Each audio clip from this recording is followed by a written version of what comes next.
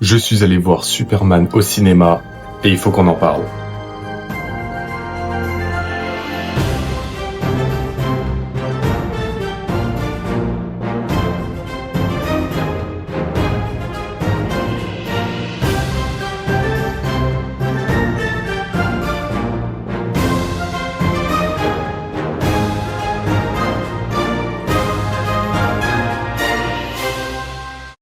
Superman, le nouveau film DC Comics sorti ce 11 juillet 2025 en salle et réalisé par James Gunn, était un projet qu'on attendait beaucoup parce qu'il marquait l'ouverture du nouveau DCU au cinéma. Oui, j'ai enlevé mon pull, j'avais chaud. À l'heure où je tourne la vidéo, le film est sorti depuis déjà 2 semaines. Alors oui, c'est un peu en retard, j'ai même fait ma critique sur les 4 Fantastiques avant Superman, mais le point positif, c'est que du coup, on a beaucoup d'informations à se mettre sous la dent, et la plus importante, c'est surtout que le film fonctionne. Les gens se déplacent, les gens vont le voir en salle, et honnêtement, c'est ce qu'on attendait d'un film DC Comics. James Gunn, donc le réalisateur de ce film, avait déjà travaillé avec DC Comics auparavant, notamment sur Creature Commandos et sur la saison 1 de Peacemaker, et il me semble qu'il va aussi travailler sur la saison 2 de Peacemaker, qui a été annoncée récemment, et qui se passe justement après le film Superman, donc ce sera intéressant de suivre ça. Le plus intéressant, c'est que James Gunn, on a bien vu sur ce film, a mis l'accent sur une direction artistique très différente des anciens films de Zack Snyder, et on va voir qu'il avait raison.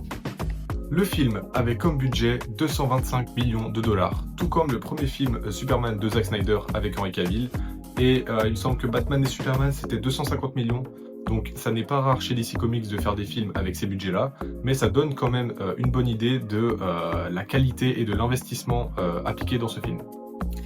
Au niveau de la direction artistique, on retrouve quelque chose de vraiment très différent des anciens films. On retrouve une direction artistique avec des couleurs, une palette de couleurs beaucoup plus utilisée, beaucoup plus flashy, beaucoup plus colorée, que ce soit sur les costumes, sur les voitures, même la ville est plus pétante, les couleurs sont plus présentes. On a aussi une caméra qui est très bien utilisée, une caméra qui est presque hybride entre toute puissante et en fait tout comme le spectateur, donc juste qui suit le mouvement. On a par exemple des scènes où Superman vole très très vite et la caméra en fait a du mal à suivre et galère, donc ça c'était vraiment intéressant. Et on retrouve aussi sur les décors James Gunn, notamment pour la forteresse de solitude, où James Gunn elle est tournée en Norvège pour avoir un désert froid glacial et pouvoir mettre le moins d'effets spéciaux possible et que ça fasse très naturel. Et voilà, regardez le visuel, ça me semble vraiment réussi. Si on peut parler un peu du speech du film, on nous introduit Superman alors que ça faisait déjà 3 ans qu'il s'était révélé au monde en tant que Superman. Et on apprend un peu plus tard dans le film qu'il vient d'arrêter une guerre en fait entre 2 pays, enfin un génocide plutôt. Hein.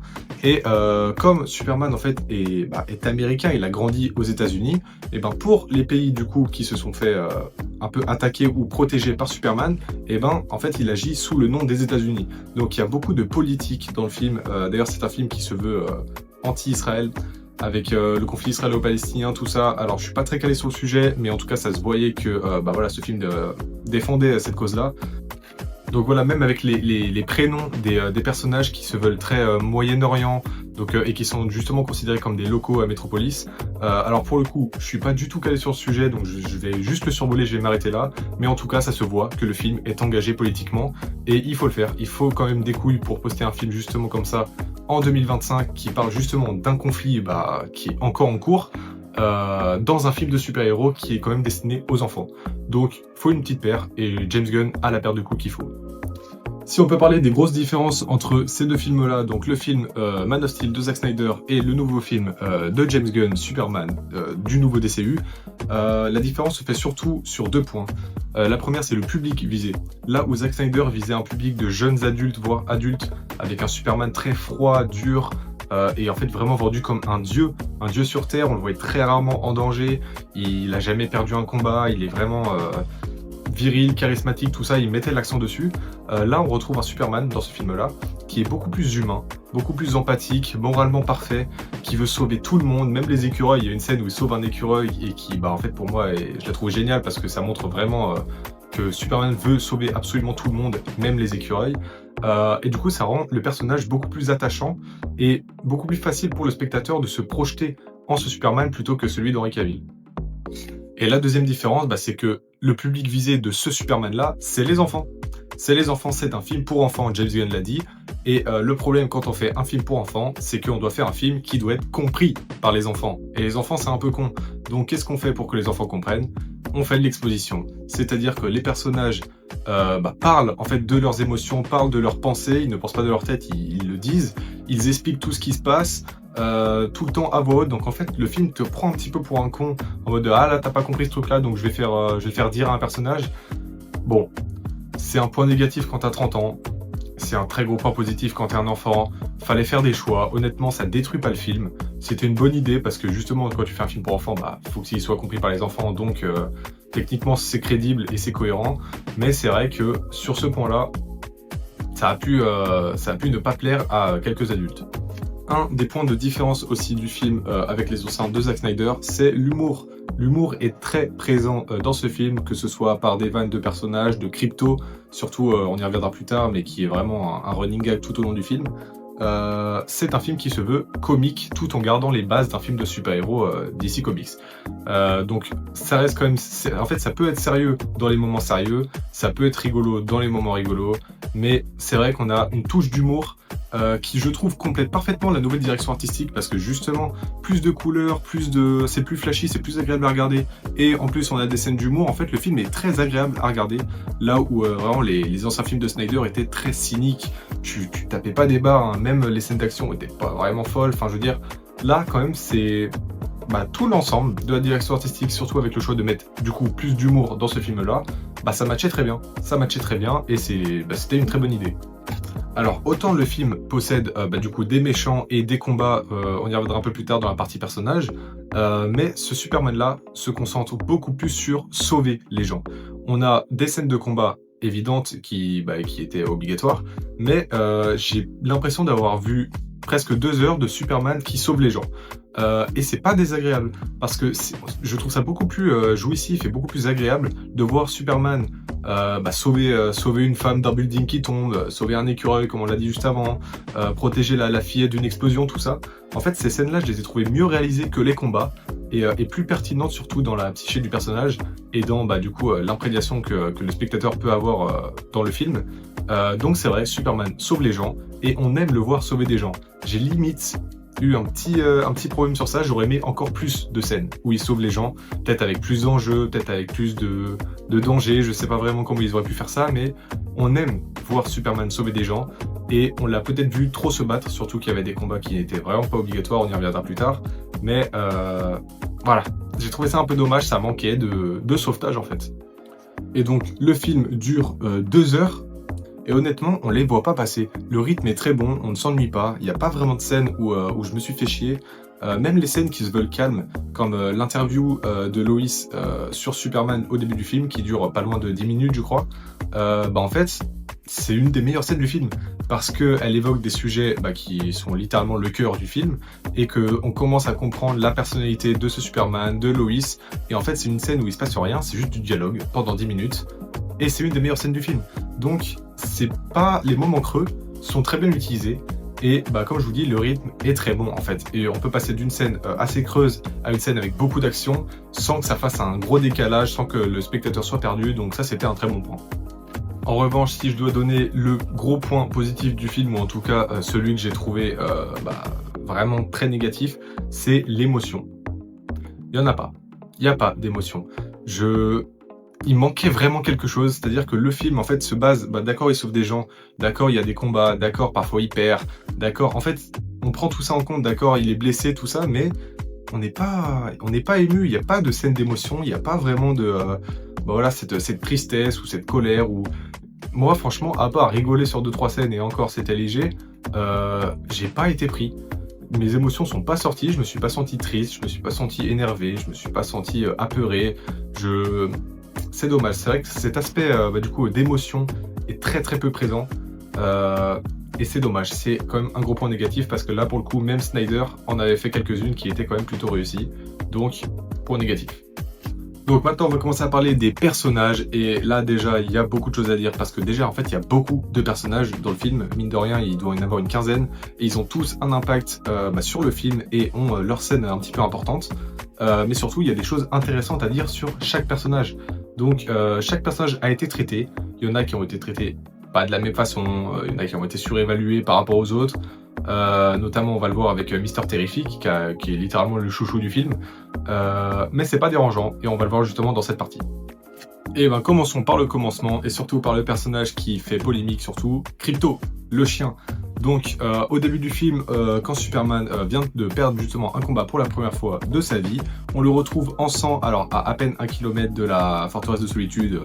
Du coup, Krypto a pu le ramener à la maison. Bref, on pose pas de questions. N'empêche que ça nous permet d'introduire Krypto, donc un chien donc, qui vient justement de la planète Krypton, et donc qui est un chien avec des pouvoirs, avec les mêmes pouvoirs que Superman. Donc c'est marrant, je vous dis c'est vraiment le running gag du film, mais pour le coup, soit tu l'aimes, soit tu le détestes. Il n'y a pas d'entre-deux, c'est soit tu le trouves lourd, il est chiant, il fait des blagues pas drôles, c'est un running gag pas bien foutu, soit c'est ton perso préféré. Moi, j'avoue, j'ai kiffé le chien. Alors c'est pas mon perso préféré, donc je me contredis un peu, n'empêche que il est génial. Ce Krypto est génial, on voit qu'en fait c'est un chien, on en parlera, mais pourquoi il est hyper actif, pourquoi il écoute rien comme ça. Alors en plus il a des pouvoirs, donc il peut faire des dégâts, il passe beaucoup de temps dans le film justement à faire mal à Superman, à lui manger les chaussures, à lui taper dessus et tout. C'est vraiment pour montrer que justement Krypto peut faire mal à Superman, mais comme il peut faire mal à Superman, il peut aussi l'aider. Donc Krypto a quelques scènes dans le film où il l'aide, où il sauve Clark. Et pourquoi il est hyperactif, on le verra à la fin, mais c'est un chien. Et c'est un chien, c'est ça qu'il faut comprendre. Quand Mister Terrific, il a ces petites babales là, qui jouent avec, qui font un peu tout, elles font un peu tous ces boules, voilà, elles créent des champs de force, elles prennent des caméras, elles font des scans, elles font un peu tout. Bah voilà, Krypto il prend ça pour une balle et il joue avec la balle, alors que Superman est en train de canner à côté. Donc c'est cohérent en fait. On aurait pu avoir un sauvetage un peu miraculeux entre guillemets de Krypto qui va en Superman pour le sortir du lac de Pixel là, qui était un peu dégueulasse, pareil on y reviendra, mais on aurait pu avoir ça, mais non, quand Krypto voulait y aller, il voit la balle et il va sur la balle, et du coup il joue avec la balle parce que c'est un chien, donc au moins il est cohérent, il n'y a pas de scène un peu tirée par le scénario en fait. Krypto est marrant, moi je l'ai trouvé sympathique, c'est un peu le cœur du film, hein, c'est-à-dire que voilà, c'est la petite boule de poil, c'est la mascotte du film. Et on a vu que justement James Gunn a utilisé son propre chien pour faire le modèle de mouvement de Krypto, donc il était important, il avait une place aussi dans le cœur du réalisateur, donc honnêtement ça reste un bon personnage Krypto, même s'il peut déplaire à certaines personnes. Au niveau de Superman, j'en ai déjà un peu parlé, mais voilà, on est sur un Superman beaucoup plus empathique, beaucoup plus humain, vraiment boy scout qui veut sauver tout le monde, tout ça, donc ça je l'ai déjà traité, donc on va passer tout de suite à Lois, mais surtout ce qu'il faut comprendre, c'est que la relation entre Lois et Clark au début du film, elle est pas actée. On voit que justement dans la scène où Lois rentre chez elle et elle entend du bruit, elle prend une batte de baseball parce que elle se dit merde quoi, il y a quelqu'un chez moi, peut-être c'est un cambrioleur, tout ça. Alors qu'en fait c'était Clark qui faisait à manger. Mais donc elle arrive encore à être surprise que Clark soit chez elle, donc on sent qu'ils sont en début de relation, qu'ils sont pas encore vraiment en couple depuis très longtemps, et que voilà, ça reste un peu fragile, et c'est très bien foutu en fait dans le film, c'est très bien foutu, parce que voilà, avec la scène du bisou à la fin où ils officialisent un peu leur relation, et où même Perry il fait la vanne de ça fait combien de temps qu'ils sont ensemble, 3 mois, donc voilà, il a compris que Superman était Clark, et Jimmy aussi, mais leur relation évolue tout au long du film, et pour le coup Lois, je l'ai trouvé un peu pas assez présente. Elle était vraiment pas assez présente dans le film parce que c'est un très bon personnage qui a été bien traité, qui a des scènes importantes. Elle a notamment accompagné justement Mister Terrific pour secourir Superman de Lex Luthor. Mais j'ai trouvé ça dommage. Krypto, par exemple, est beaucoup plus présent que Lois, alors que Lois est un personnage plus important. Donc elle a été un peu mise de côté. J'ai trouvé ça un peu dommage, même si du coup ces scènes sont réussies, vu qu'elle en a moins que Krypto par exemple, mais du coup comme elle en a moins, ces scènes sont bien réussies. Donc c'est un bon personnage, mais que j'aurais aimé voir plus souvent. Avant de parler du gros méchant du film, parlons de eux. Le Justice Gang. Alors, on a vu les bandes annonces. Jay Gardner, donc le Green Lantern, on a tous pensé qu'il allait casser les couilles, qu'il allait être chiant, qu'il en fait un peu comme Krypto, qu'il allait faire des vannes pas drôles, qu'il allait être lourd, tout ça. Au final pas du tout. C'est un très bon perso qui est vraiment marrant. La plupart des vannes sont faites sur sa coupe de cheveux et en fait lui il fait que subir la vanne, donc il n'en fait pas, donc en fait il est vraiment pas lourd, il est très utile, notamment à la fin du film où il va aider justement avec cette guerre entre les deux pays, où on voit il sauve du coup il sauve les enfants, il tabasse des chars, où il fait apparaître des doigts d'honneur avec son anneau. Enfin le personnage est marrant, le personnage est assez comique pour le coup, il est vraiment très comique. Il a quasiment aucune scène sérieuse, à part vraiment celle je vous dis où il va sauver un peu les enfants à la guerre. Et encore, comme il y a des doigts d'honneur, comme il y a des éléments humoristiques, en fait c'est une scène comique, donc il a quasiment aucune scène sérieuse, mais c'est pas dérangeant, c'est un très bon personnage, et voilà, honnêtement, il m'a pas du tout dérangé. Sinon on a le deuxième, Hawk Girl. Alors Hawk Girl par contre faut qu'on en parle, parce que Hawk Girl elle a quasiment aucune scène, c'est-à-dire qu'elle doit avoir 3-4 scènes à tout casser, et pourtant c'est un très bon personnage. J'aurais aimé voir beaucoup plus de scènes avec Hawk Girl, parce que déjà son aspect physique, donc avec les ailes, le casque, et le fait que quand elle vole vers quelqu'un, elle crie comme un aigle, et ça fait vraiment le bruit d'un aigle, c'est hyper cohérent avec le personnage, et c'est génial. Il y a beaucoup de gens qui ont critiqué justement cet aspect-là, qu'elle avait l'air débile quand elle arrivait en criant, mais les gars, c'est Hawk Girl. Hawk Girl, la femme aigle, c'est normal. Elle crie comme ça, c'est normal. Elle a des ailes et une massue, elle casse des culs, ok, on a compris. Mais ce qui est très intéressant sur ce personnage, c'est que elle est presque tout l'inverse de Superman. C'est-à-dire que elle a tué quelqu'un. Et je crois que c'était le président justement du pays là qui, j'ai oublié le nom du pays, mais qui attaquait justement l'autre et qui était prêt justement à faire génocide. Quand elle va le chercher, donc elle le prend, elle traverse une vitre et le président justement lui dit: je sais, t'es comme Superman, tu me tueras pas, tu peux pas le faire, tu vois. Et elle l'a dit: je ne suis pas Superman. Et elle l'a lâché. Donc elle l'a tué. Elle tue des gens. Donc Hawk Girl est très différente parce que c'est une héroïne, mais elle tue. Donc on est un peu anti-héros, une vibe à la Deadpool, mais ça n'a pas été plus démontré que ça. C'est pour ça que j'aurais apprécié plus de scènes avec elle, parce qu'elle était quand même très intéressante. Et le dernier, le chouchou du film littéralement, Mister Terrific. Alors lui, il est là tout le long du film. C'est vraiment le bon gars, donc expert en informatique, tout ça. C'est lui qui trouve le code pour refermer la faille à la fin du film. C'est lui qui entre dans le Pocket Universe là, de Lex Luthor. C'est lui qui aide Lois à s'introduire justement dans ce Pocket Universe. Enfin, il est là tout le temps. Il est très utile et il a surtout son plan séquence. Il a eu droit à son plan séquence où justement... avant d'entrer dans le Pocket Universe, donc dans l'espèce de camp protégé de Lex Luthor, en fait, il met un champ de force autour de Lois pour la protéger, et on le voit casser la gueule à tout le monde en musique, et il a eu son plan séquence de presque 2 minutes, je crois, et c'est génial. Honnêtement, la scène était géniale, on a adoré le voir, on a adoré le voir combattre, le voir juste exister à travers le film. Ce personnage est très bien écrit, il est intéressant, il est génial, et pour le coup, il aura sûrement droit à son film, mais... rien de sûr, c'est juste moi et mes hypothèses, n'empêche que je pense qu'il aura droit à son film. Passons donc au grand méchant du film. Bon, c'était pas une surprise, Lex Luthor. Voilà, donc milliardaire, génie, qui utilise son argent pour corrompre les médias, avoir plus de pouvoir. Vraiment, il est tout l'inverse de Superman. Là où Superman est vraiment, comme je vous l'ai dit tout à l'heure, empathique, humain, lui, il est vraiment mauvais de nature, foncièrement mauvais, jaloux, raciste. Et en fait, c'est un amalgame il collectionne tous les péchés capitaux. Donc voilà, il a quoi? Il a l'avarice, il a la colère, il a la jalousie. Là où justement Superman, lui possède toutes les vertus, la générosité, le don, le sacrifice. Et en fait, ils sont les parfaits opposés. Donc justement, cette opposition est très intéressante dans le film. Et on comprend pourquoi en fait Lex Luthor veut tuer Superman. C'est tout simplement parce que il est jaloux. Il voudrait être un dieu. Et la seule personne qui ne peut pas être, c'est Superman. Et comme il ne peut pas être Superman, il veut le tuer. Comme Superman, il le considère comme un dieu, et voilà, tout son film, en fait, toute sa jalousie et toute sa vengeance, entre guillemets, qui est due juste à l'existence même de Superman, il utilise toute sa technologie, toutes ses ressources pour abattre une personne.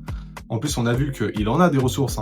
Il a notamment créé justement un clone de Superman, Ultraman, on y reviendra un peu plus tard. Il a engagé l'ingénieur. Il a son armée de robots, les Raptors, là, qui peut faire beaucoup de dégâts. Et tout ça pour une personne, pour Superman. C'est vraiment le rageux originel, le jaloux. Il est tellement infâme, c'est tellement une mauvaise personne que en fait il est ultra intéressant. Et c'est peut-être le personnage le plus intéressant du film. C'est le plus, pas agréable, mais le plus intéressant à suivre. C'est celui qu'on aime voir parce qu'on sait qu'il va péter un plomb, on sait qu'il va faire des dingueries à chaque fois qu'il est à l'écran. Donc voilà, c'est génial. Et même la scène où justement Superman va dans le bureau de Luthor parce que Luthor a kidnappé Krypto, la scène où justement Superman s'énerve un peu, Luthor il reste calme, impassible, il reste rien passé, il se fout de la gueule de Superman et il sait qu'il ne peut rien faire parce qu'il est filmé justement par Eve. Donc en fait Luthor a conscience du pouvoir qu'il a, il a conscience de la place en fait importante qu'il occupe et justement de son argent, des médias, tout ça. Donc il sait que Superman ne lui fera rien, parce que déjà que Superman, les gens le détestent maintenant vu que l'enregistrement de ses parents a fuité. En fait, il est pris au piège, Superman est pris au piège et Luthor en profite. C'est vraiment un petit vicieux, un petit renard de merde là, c'est vraiment un enculé. Personne l'aime Luthor, n'empêche que c'est le meilleur perso du film. Et c'est lui justement mon perso préféré, que je vous en ai parlé tout à l'heure.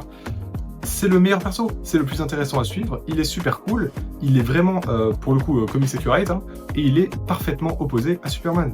Donc en fait c'est le méchant parfait pour Superman. Pour parler un peu de Ultraman et de l'ingénieur, honnêtement Osef. L'ingénieur, je m'en souviens pas, quasiment, je me souviens juste de son pouvoir, mais le truc un peu nanotech, robot bizarre, j'ai trouvé ça, enfin moi c'est que moi, mais j'aime pas trop. J'avoue, j'aime pas trop ce truc-là. Honnêtement, elle a pas de scène de fou. À chaque fois qu'elle se bat, c'est quasiment jamais du 1v1. Donc, un perso un peu osef. Je trouve ça dommage, même si l'actrice est très bonne. C'est un perso vraiment, je m'en souviens pas. Je m'en souviens déjà pas, vous voyez, ça fait 2 semaines, je m'en souviens plus. Et Ultraman, pour le coup, encore moins. Parce que encore Ultraman, c'est le clone de Superman. Donc Luthor a récupéré un cheveu de Superman après un de ses combats. Voilà, il a fait un clone, donc le clone a les pouvoirs donc de Superman. Mais en fait il est osef aussi.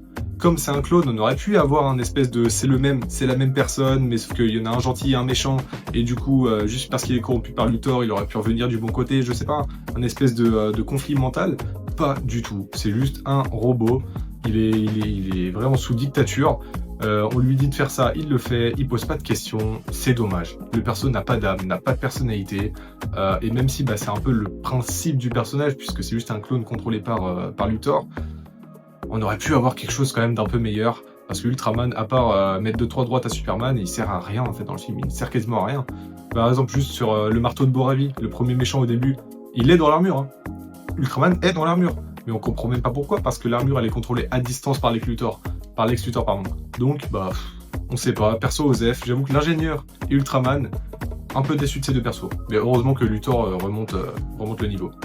Par contre, s'il y a un perso qui est littéralement le GOAT, pour moi c'est le GOAT, Jimmy Olsen. Alors lui, il est génial parce que lui, il est là que pour des scènes humoristiques, ou allez, une scène sérieuse. Mais en fait, Jimmy, il est kiffé de toutes les filles. Il est ultra beau gosse, enfin en tout cas toutes les filles le trouvent beau gosse.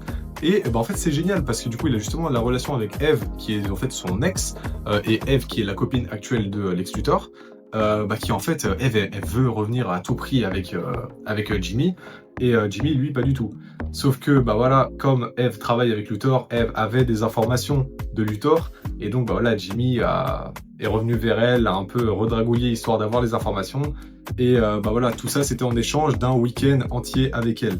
Donc en fait c'est marrant, honnêtement c'est marrant, le fait que Jimmy soit adoré toutes les filles sans aucune raison, en fait on pose pas de questions mais ça marche très bien, c'est génial, ça rend le perso vraiment hyper attachant, et tout comme Perry donc qui est le directeur du Daily Planet, en fait aide les gens. Il aide les gens à s'enfuir quand les immeubles s'écroulent. Il est dans le vaisseau de Mr. Terrific avec Lois, tout ça, pour en fait envoyer l'espèce de dossier avec où en gros Luthor va aller en prison quoi. Il a été dénoncé de partout. Perry est très utile. Il est peut-être même plus utile que Lois. Lois, elle est là pour sa relation avec justement avec Superman, et un petit peu pour son développement parce que c'est quand même une femme forte tout ça. Mais Perry aide vraiment les gens et c'est étonnant, mais c'est pas désagréable justement, c'est très bien. Là où par contre Eve, gros plot twist, pour moi c'est presque ça le plot twist du film. Eve, on la voit au début du film comme juste une bimbo superficielle, femme de Lex Luthor, parce que forcément Lex Luthor argent, donc là on la voit vraiment michto, alors qu'en fait elle est hyper intelligente. Quand elle a envoyé toutes les photos justement à Jimmy, en fait dans l'arrière-plan, donc c'était vraiment une photo, c'est un selfie un peu sexy tout ça, sauf que derrière il y avait tous les plans, il y avait les tableaux, il y avait les maquettes, et en fait il y avait tout ce qu'il fallait pour dénoncer Lex Luthor. Et c'est elle qui l'a fait, et elle l'a fait volontairement. Donc, en fait, très bon perso, un plot twist qui marchait très bien, personne s'y attendait. Même si ça a été pris un peu à la légère, en fait, le perso a totalement changé de place dans mon esprit. Ce qui est passé d'un perso osef, limite un peu chiant, à putain, il est génial, il est génial ce personnage, il est génial, il fonctionne très bien. L'alchimie entre elle justement et Jimmy est très cool.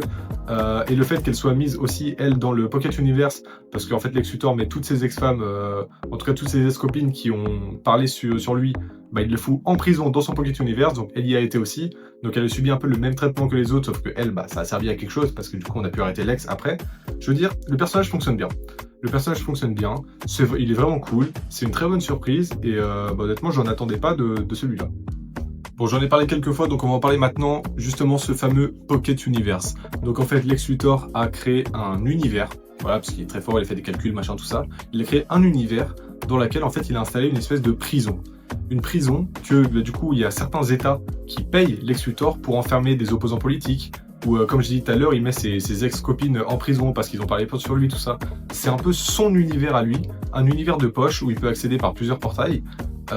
Et c'est dommage, parce que autant le plan sur Superman là, qui va se faire aspirer par l'espèce de trou noir bizarre était très beau, autant la rivière, il y a une espèce de rivière de protons, je crois qu'ils appellent ça comme ça, sauf qu'en fait c'est juste une bouillie de pixels qui est dégueulasse et qui en fait colle pas du tout avec la DA, je sais pas, c'est bizarre, c'était un peu bizarre, j'ai trouvé ça dommage, surtout que j'ai trouvé la scène assez sombre, je vous mets une image juste là, mais j'ai trouvé ça quand même vachement sombre, comme, même si voilà, les pixels font un peu de lumière, donc il y a quand même 2-3 flashs de lumière, j'ai trouvé ça sombre. Et c'était dommage parce que voilà, si tu veux faire des pixels, ok, mais vas-y vraiment en mode jeu vidéo, en mode caricature, parce que là, on est dans un entre-deux qui, je trouve, colle pas trop, même si le Pocket Universe aurait pu être justement un endroit très très beau, super intéressant, bah, j'ai trouvé qu'il était un peu osef. Et surtout, Superman reste pas longtemps dedans, donc bah, on l'a pas vu tant que ça. Et la grosse nouveauté de ce film, ou en tout cas l'imprévu, le truc que personne n'attendait, c'était Supergirl. Elle, à la fin du film, qui apparaît et qui vient en fait chercher Krypto. Parce que depuis le début, Krypto, c'est le chien de Supergirl. Et donc voilà, Supergirl qui est la cousine de Clark, hein, qui a été envoyée sur Terre avec lui. Sauf que là, quand elle apparaît, elle est complètement bourrée. Elle est bourrée, elle abuse, sauf que voilà, on sait que les Kryptoniens en fait bah, ne peuvent pas être bourrés parce que voilà, ils ont super pouvoir. Donc en fait, on comprend que Supergirl est allée dans un système solaire avec une étoile rouge. Parce que du coup, eux, c'est les étoiles jaunes qui leur donnent le pouvoir, mais les étoiles rouges, ils sont un peu humains comme tout le monde. Donc elle allait dans un autre système solaire pour se bourrer la gueule, et quand elle revient chercher son chien, elle est bourrée. Et je vais pas expliquer ici pourquoi elle est bourrée parce qu'on en reparlera dans d'autres vidéos, mais on comprend pourquoi Krypto est comme ça. Pourquoi Krypto est complètement fou, il écoute rien, il est hyperactif, parce qu'en fait, bah, sa maîtresse est totalement pareille. Elle est pareille, elle peut rien faire, elle est bourrée H24, elle doit faire des conneries, donc en fait, on comprend pourquoi le chien est comme ça, parce que la maîtresse est pareille. Donc ça va être très intéressant, surtout qu'il y a un film justement qui a été annoncé, Supergirl, il me semble l'année prochaine, en 2026. Donc pour le coup, ça risque d'être vraiment très intéressant parce que une Supergirl un peu en dépression, un peu mal, bourrée, mais quand même Supergirl quoi, merde, elle a des pouvoirs et c'est une super héroïne, bah ça peut créer un décalage entre les films de super-héros, quelque chose qu'on n'a jamais eu, et ça va être très intéressant et je suivrai ça avec la plus grande impatience. Pour résumer, ce film Superman, sorti ce 11 juillet 2025 en salle et réalisé par James Gunn, bah, est une belle réussite. Hein. C'est une belle réussite, c'est un très bon film de super-héros, c'est le meilleur film Superman, et surtout c'est un gros pas pour le nouveau DCU. On sait que c'est le tout premier film du nouveau DC Cinematic Universe, et bah, c'est une belle réussite. C'est une belle réussite, le film est bien, il y a quelques problèmes, mais honnêtement, c'est pas choquant. Franchement, moi, c'est un 4 sur 5 Letterboxd. J'ai vraiment adoré ce film. Il était vraiment très bien. Ça faisait longtemps que j'attendais justement un Superman retour aux sources, un petit peu vraiment plus proche des comics et plus proche en fait de ce qu'est vraiment Superman. Là, vraiment, on l'a retrouvé. On a bien aimé les méchants, on a bien aimé ce Superman, on a bien aimé l'interaction entre tous les personnages, l'histoire et la direction artistique. Bah honnêtement, c'est un très bon film. C'est un très bon film. Donc si vous l'avez pas vu, foncez voir Superman. Genre, je crois qu'il est plus en salle parce que je sors ma vidéo tard, mais c'est brave. N'empêche que attendez un mois ou deux et ça sur HBO Max. Allez voir le film si vous l'avez pas vu. Et puis nous, on se revoit dans une nouvelle vidéo. Bonne nuit.